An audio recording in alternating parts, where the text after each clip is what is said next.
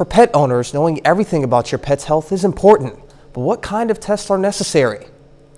Today's question for our pet vet on call is this: what would be a reason my dog or cat would need blood work? There are many. If it's a young pet or a healthy pet, it will give you a baseline data for future, God forbid if they ever get sick. If they're not feeling quite right, it can help us find and catch things early where they are treatable and maybe even curable. And if they're sick, it helps us to see on the inside what we can't see from the outside.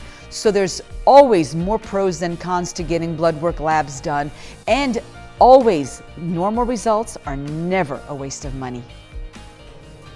And we invite questions from anyone.